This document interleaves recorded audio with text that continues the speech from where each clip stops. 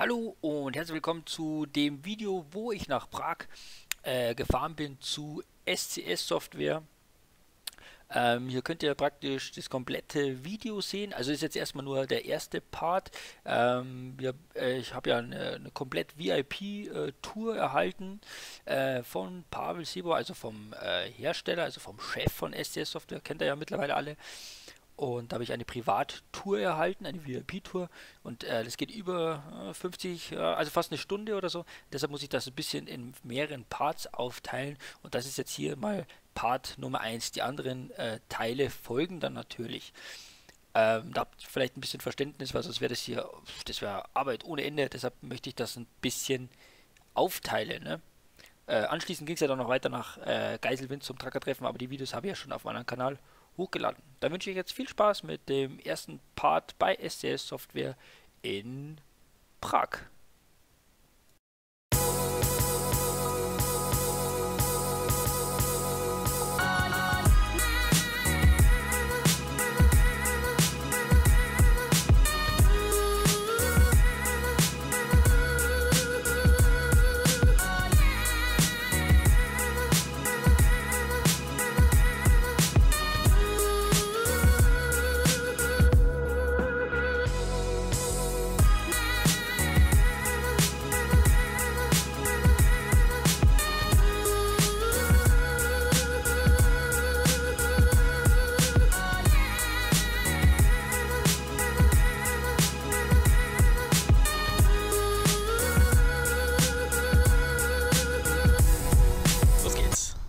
Hallo und herzlich willkommen zu einer neuen Videovorstellung. Ich habe ja gesagt, wir sind eingeladen worden von SCS zum Tag der offenen Tür und da sind wir auch schon. Hier ist das Gebäude, wo SCS Software sein Büro hat. Das streckt sich wirklich von ganz oben auf alle Fälle, da ist direkt ein richtiger Kreisel, ein richtiger Bogen halt, zieht sich komplett rüber bis rüber, ich glaube bis da, bis zu den Weißen und also Wahnsinn, ein Mods-Büro und da gehen wir jetzt dann mal rein und schauen uns das einfach mal an. Wir kriegen auch eine VIP-Führung und da freue ich mich schon ganz doll drauf. Also seht mehr gleich oben im SCS Software Office.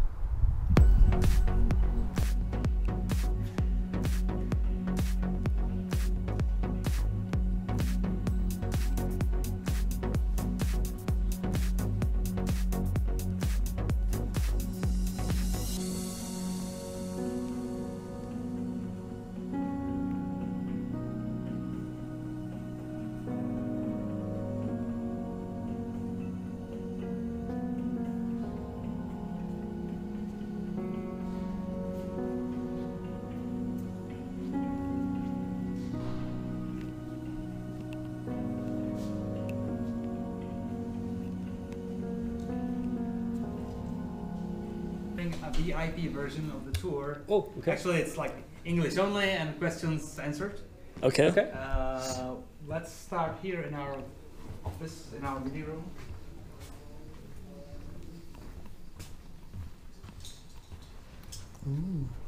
You will meet other people from the community, from our community management team, or how to put it. Okay. Okay. Namiro or anybody else.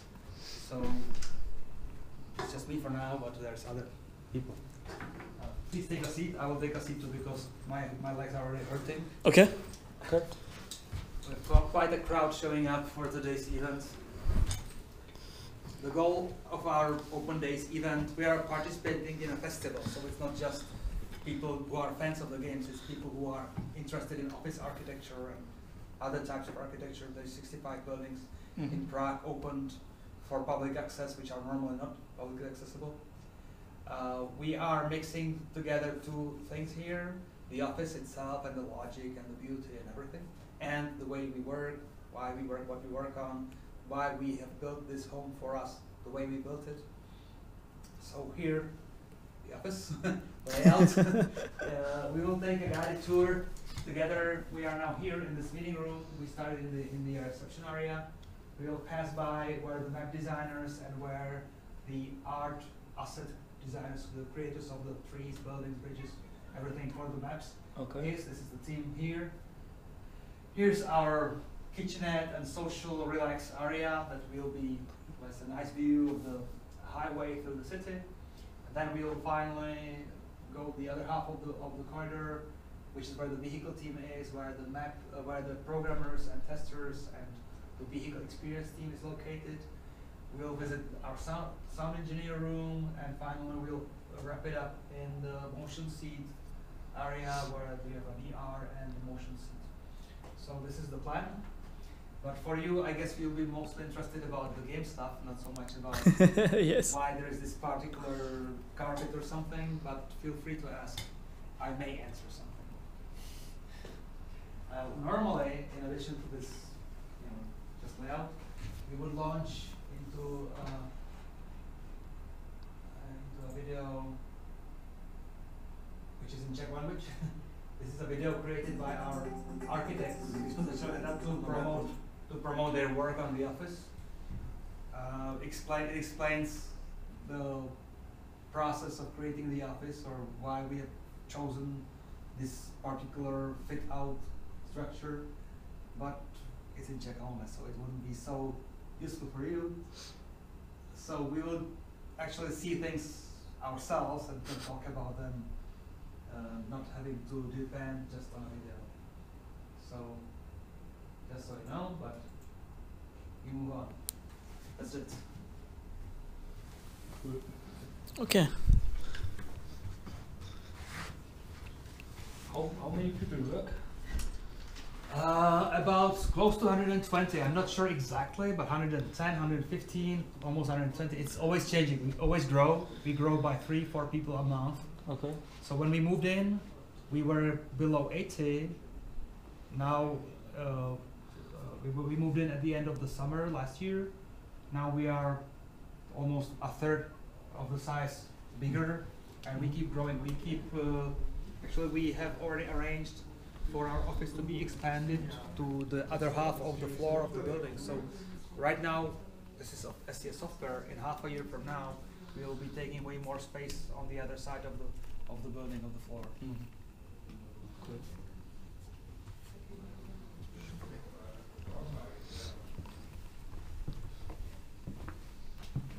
Sehen wir mal SCS von der anderen Seite. We can use the seating here just for illustrating the kind of teamwork process that we try to use here. What you are seeing here is we call it a bay or a hub, one team, one home of a team.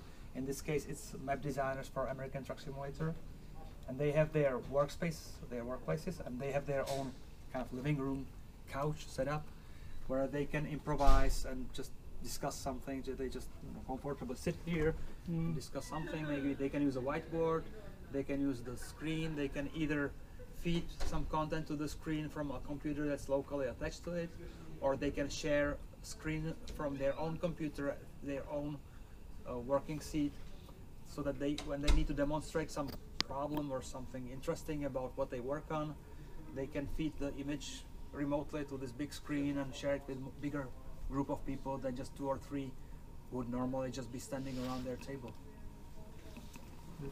I guess you will mostly know the videos playing here. You see, this is all flexible. Cool. For people who are coming from general public, this is all new and interesting. For people from the community, these videos are old stuff. As you see, the teams typically use 2 or 3 screens for their work to be productive. Because the map designers especially, they need one screen to see the map creation process, to edit the map. Another screen is used for reference, for like view of a photo or a Google Street View or something. And often a third screen is good to have, like a browser for things to throw into the world, like a browser of trees or a browser of buildings. Okay. So often it's 2 or 3 screens. If people from the modding community are just depending on one screen, they are pity for them, because it's more difficult for them. They always have to use Alt-Tab to switch between the modes of work. For our guys, it's important to have it all comfortable, like available anytime. Visual references, the work window, and the big toolbox next to it for tools to use or content to use. Genial. Nicht Vor allem schlecht. Da hat wirklich jeder sein Logitech-Lenkrad mit Knüppel, so wie es sein muss. Von mir die Pedalen, ja. Also, das ist schon cool. Das ist echt cool. Actually, if you see, sorry, the two crashes that were done like side by side, I was sitting in one of the cars, not as a driver. I was sitting in there as a passenger because they told me, you know, you can do it. You're courageous enough. So I tried, and it's not nice to be in the middle of a crash, even though it was very controlled crash and just like glancing blow. Was it expensive to rent this stuff, or did you? Actually, these cars are, the engines are taken out. In some cases, the fluids, the fuel, or it's all gone. They were mostly not able to. Just one of them was, but all the others were kind of sanitized not to spill diesel or something. And each of them cost like 200 euros, 300 euros, because So they you were all gone. They were bought just like them. dead, like they would be just used for scratch, like no longer any resale value. So you basically bought them. So we bought them, we destroyed them, and then actually a bunch of fire workers came and used it as a training scenario for being a part of vehicle crash. So we had assistance we had ambulance there on the spot just to be sure if something got wrong. We had fire team there, fire workers there to make sure that we are safe and we are under control. We had a guy with a huge crane, like 40 meters tall, to drop the cars from big height. So a lot of sound recording. You see the ambulance over there. So a lot of fun, and we had a professional stunt guy who is working for big movie productions doing this. And at the end of the day, he was like, "Oh, everything hurts." It's really tough. But you see this from, this from YouTube, I guess. Yeah. Even though this was like a longer version that I remember from YouTube, but I don't remember anymore. You see, we were not that safe all the time.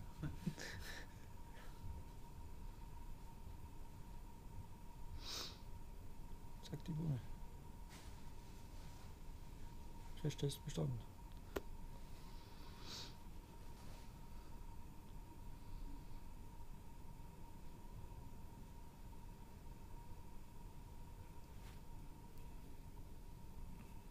Very nice sound effects. Yeah, cool, great.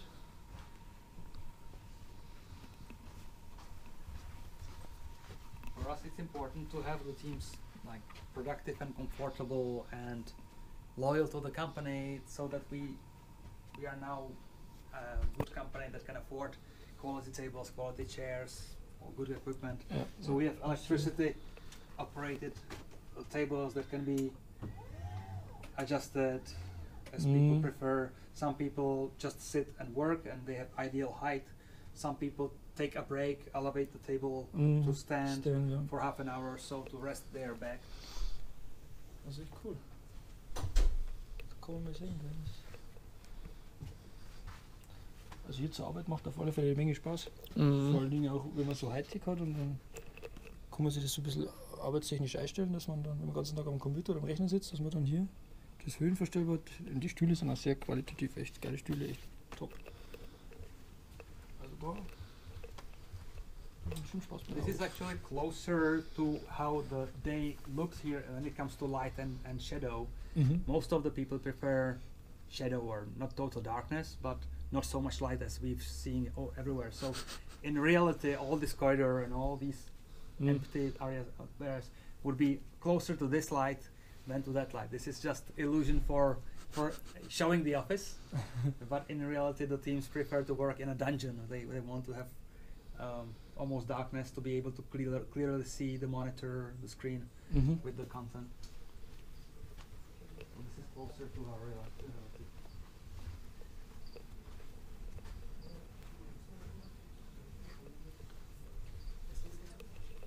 Some of these videos I haven't seen for many years, so for me they are again new. Is it an actual sound of crickets, or it's? Yeah, because we have